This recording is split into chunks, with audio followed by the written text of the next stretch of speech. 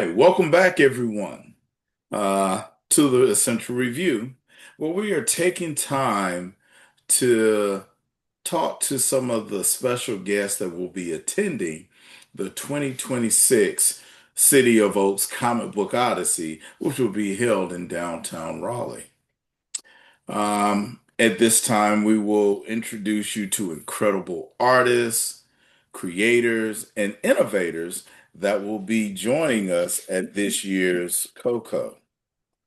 Today we have, well, actually we have a friend. Bill Mouse is a veteran comic book artist known for his bold line work, dynamic storytelling, and contributions to numerous indie and mainstream titles over the past several decades. His energetic style and signature character designs have earned him a loyal following across the comic book community. Joining him is his daughter, Cat Mouse, who is an emerging artist herself with fresh perspectives and a creative voice that reflects a new generation of talent. Inspired by growing up around comics and art, Cat brings her own unique style, imagination, and modern sensibility to the medium. Together, Bill and Cat represent both the legacy and the future of comic book art, blending experience, innovation, and a shared passion for visual storytelling. So sit back and relax as we introduce you to Bill and Cat Mouse. How are y'all doing this evening? Hey, my friend. Thank you for having us, dude. Doing well. Oh, good, good, good. Well, we're going to start off with some easy questions and then we'll end up with a one might be a little bit difficult. But let's start off. Bill, if you can tell the Coco community, how Mhm. did you first break into the comic book industry? That's actually it's interesting because I didn't break into the industry the way that I wouldn't say the way that you're supposed to, but the way that you would typically be discovered by people, which is you're going to comic book conventions, you're showing your portfolio to people Right. and getting meeting editors and things like that. I used to work I moved to San Diego some years ago Okay. right after I graduated college. My dad got transferred. He was in the Navy and he got transferred to San Diego. So I tagged along thinking it's like, wow, it's like there's a good opportunity. This is where people become, out of work actors, get Right. jobs. This is where, Right. artists. And I met so many people. Everybody I would meet out there seemed like, they were doing something creative. There's such a good energy out there. Right. One of the jobs that I had was working at SeaWorld in San Diego drawing caricatures. We're like one of the Okay. first Okay. caricature companies to do that inside theme parks. We were like Right. one of the first ones. And I had a friend of mine, his name is Bob Hannon. I'll credit him with getting me my first job in Okay. comics. So him and I would elbow each other all the time about comics, and we love comics. That's sort of our first love is getting into comics.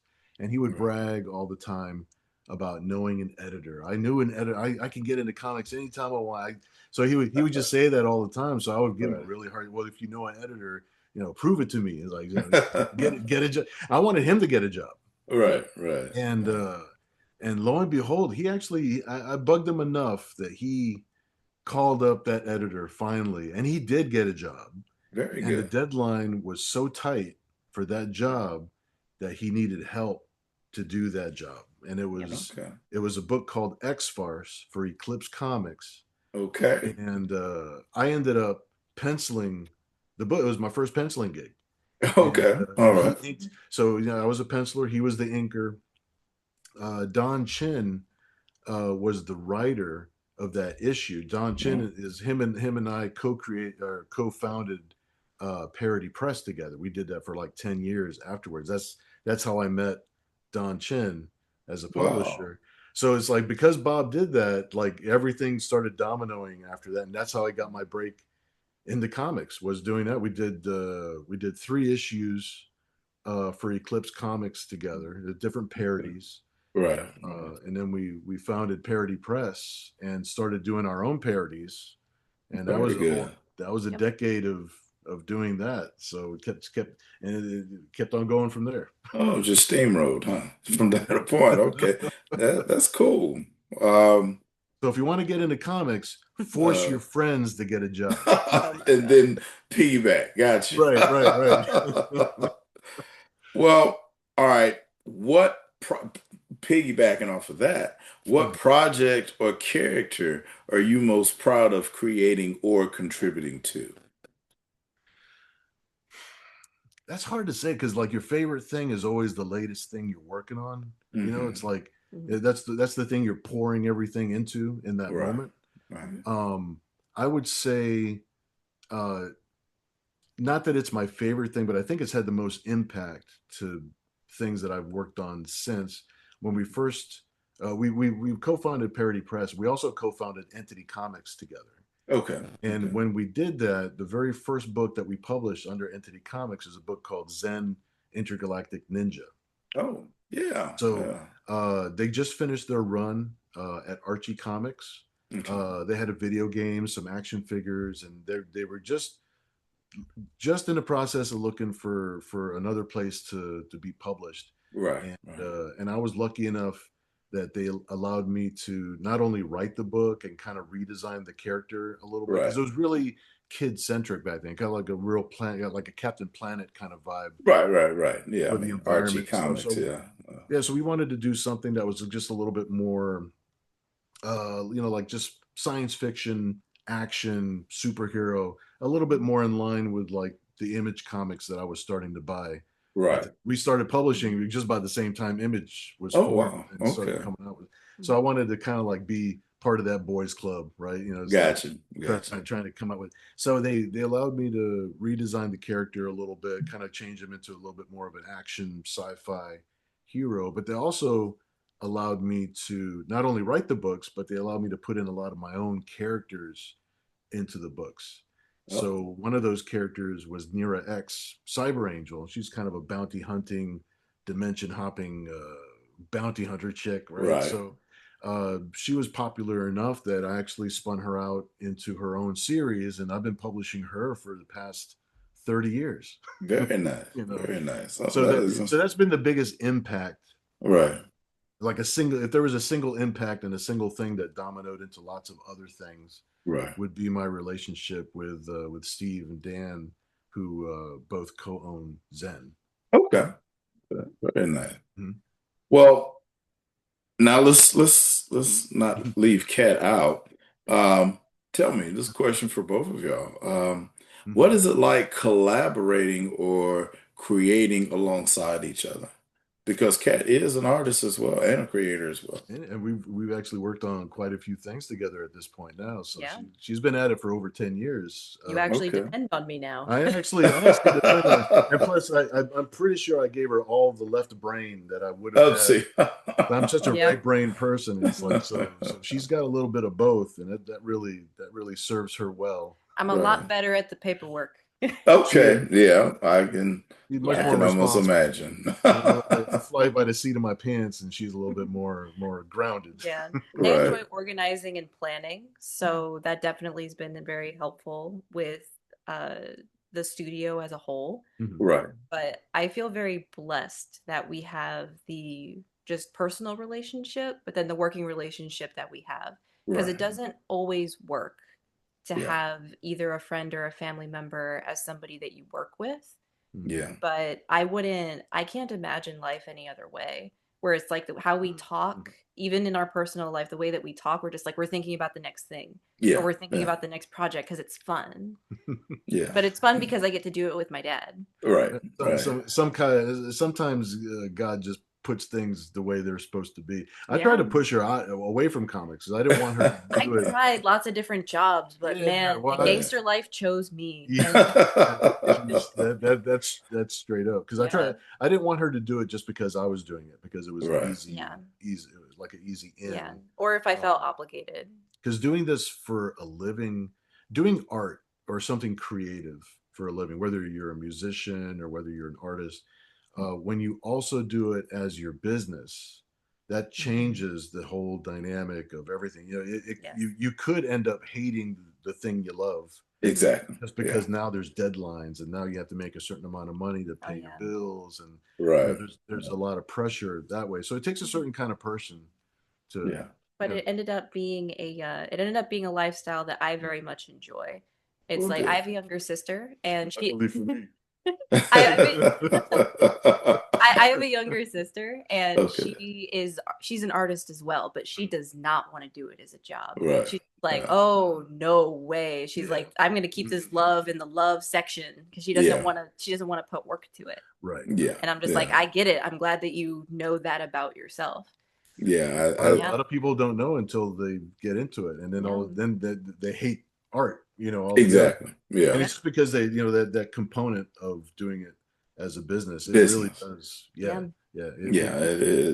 That's where the fun kind of separates things. Uh-huh. You know. You get the good with the bad. Yeah. Yeah. But being able to do it Mm. with you is Yeah. just like I wouldn't want it any other way. It's Well, like that's me. cool. It's like oh, I'm gonna go to a 9 to 5. I'm just like ugh. She, Well, she makes me a happy dad. That's cool. She makes me look like I did a much better job than I actually did. She's just a good kid. well, good. Well, Kat, what And when you told a lie, besides besides your father, what else inspired you to get into comic books?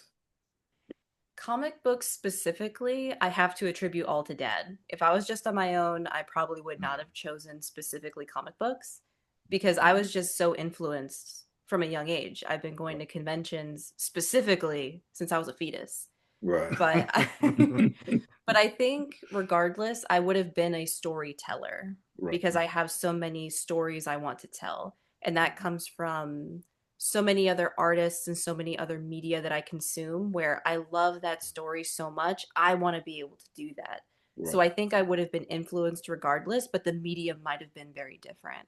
Okay. Where if I grew up in a not artistic household, I Mhm. might have been doing animation or I might have Right. been doing like Mhm. effects for movies, like something that would be able to story tell. Mhm. Okay. But comics is all because this one does comics. I Right. was just like, Right. oh, that's what I know. And so I started doing comics and I'm just like, I'm here now. Right. Right. Right. Well, if let's see, what I'm asking this for both. Mhm. What lessons or what creative lessons have you given each other that you both value? I mean, my daughters, both of my daughters, helped me write a book, Mhm. and you know, they're always bringing things to me. Now they're not as involved as Kat because they're going to college and doing other things now, Uh-huh. but they're always bringing ideas, and I'm like, that sounds good. So, what lessons have y'all shared that impact both of y'all today? That sounds familiar. It is all the time. It It, is. It is. yeah, It is all the time. yeah. She's a perfect sounding board for, Mhm, because sometimes I'll get an idea in my head which sounds perfect mhm, for the audience that I've been catering to all these years, because Right, right, they've aged along with me. yeah. It's like, right, a right, lot of the guys and girls and women out there that they were fans when I was starting out. They're all my Mhm, same age, so a lot of the things that I come up with, mhm, makes sense for that. But I also want to write stories and characters and things that appeal mhm. to everybody, right, and then Yeah. she's such a good sounding board for the other half of the audience that I might Mhm. not be like, intuitively writing towards, right? Yeah. right. And so and she responds so honest. It's like, wow, that's cheesy. That is, maybe you shouldn't do that. Right, Yeah. right, you And know. the and I remember there were Mm. times too where it's just because you write Nira a lot and she's a Mhm. female character. Yeah. So there are right, certain things about just the way that women think where I'm just like, Oh, she yeah, wouldn't have done yeah. that. That doesn't make sense. That's Or true. right, it's just a sounding board like that. Hmm. And then I constantly bring things to you, being just like, does this feel awkward? Does this feel clunky? Because Sure. I'm too close to it. Mhm. So you right. need an outside perspective. Mm. And then just the normal things of keeping each other on track because Yeah, it's like yeah. when you start getting tunnel vision when you're working on something you Mm. can Right. lose like what the main goal is. Well, no one person has like Mhm. like the like 360 views. Like basically anything that I fall short on, like she's like, oh, like you should Oh do yeah. this or do that. And then Right. there's lots of things because I have more experience. It's not even because I'm smarter than her, because I don't think I am at all. But Uh, since I'm older, just the math, Wiser. the simple math that I've been around longer and I've just seen this movie. You've right. seen the movie 10 times. Yeah, I've seen, Yep. so there's a lot of experience that I can give her where it's just like, oh, okay, this is going to happen if you do this. Yep. This is going to Right. happen if you do that. Yeah. And Or this person might react this way, where it's right, like, and it's you just taught me a so much about just how to communicate with people, like on a yeah, professional level, and then just Right. on an Right. empathetic level, yeah, because because you just Okay. have you're so patient with people. well, It's I admirable. do my best, but it's like a lot of times I'm like, what's that one scene from Endgame with Loki where he's like, I consider experience. Right. Yeah. Yeah. Even though his experience was bad, it's Uh, like he did have experience, so he knows what not to exactly. do. Yeah. Yep.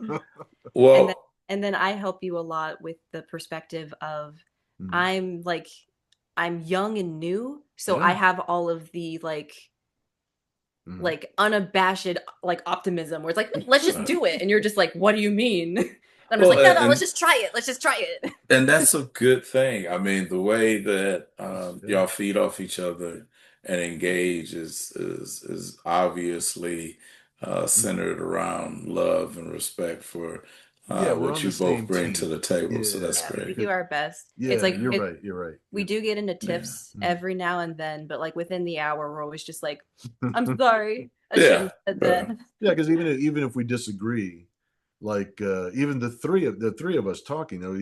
even if we happen to disagree about something, at the end of the day, we know we're on the same team, so it's coming from Mhm. a good place, Right. you know. Right. So that's what makes the difference. Yeah, for sure. Mhm. Um, so when our prospective attendees come and stop by your table, Mhm. what will they find on that cold weekend in February?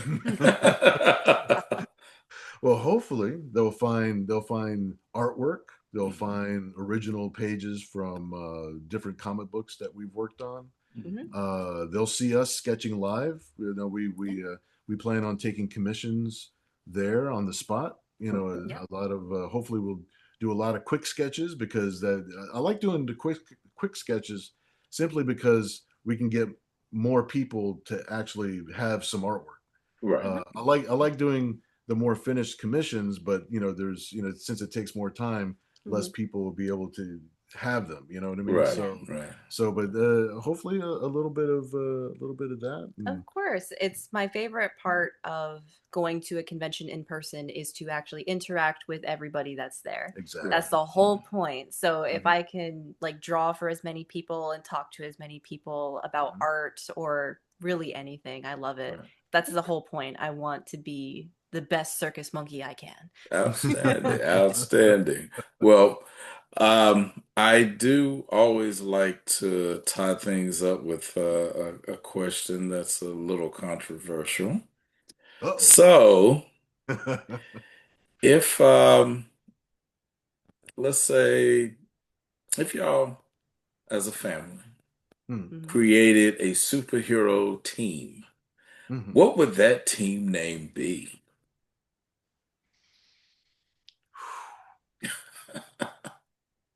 Ah, that's a good one. That'd take us a minute to figure out. What do you think? I do like the team name of because it only because it was like a recent pun that we Uh-huh. liked, Uh-huh. Mhm. where it was the oh my gosh, it was the pun on Tomb Raider. What I think you have it written down on your phone. It was a pun on Tomb Raider, but I liked the pun with mouse guard too, just because we'd spell it Oh, different, so The that mouse it's guard. mouse but then the guard, mouse. and then we're just tiny mice, and we're just like ha ha, but we're just tiny. We'll be the Mexican mice. Okay, all right then. That was not painful at all. I Not try not painful at all. to. We got some of our heritage in there. We got the mice in there. Yes, and that could Well, be a hilarious visual. let's see. Y'all might have to put something down on ink and bring that with you. And It might happen. It might happen. well, Bill and Kat, thank you so much for just joining us for a moment today and sharing your energy, your story, and your passion with the COCO community. We can't wait to see what you have to share with the attendees. I know that at least Bill and maybe Kat will be doing a panel or two as we finish structuring our programming that will be posted on the Go to Coco website. Um, but we're honored to have you being a part of the City of Oaks Comic Book Odyssey experience. And we want to thank you for taking that time to show up in February. Nah, And we're honored that you're having. So we feel the same way. We're very excited about yeah, making our way over to Coco okay. and being a part of everything. So we're very excited about it. Well, good, good. And to our listeners, until next time. Continue to create, continue to dream, and continue to believe in the power of storytelling through comic books. And always, from Coach, from Essential Comics, always dare to dream. Have a good evening, everyone.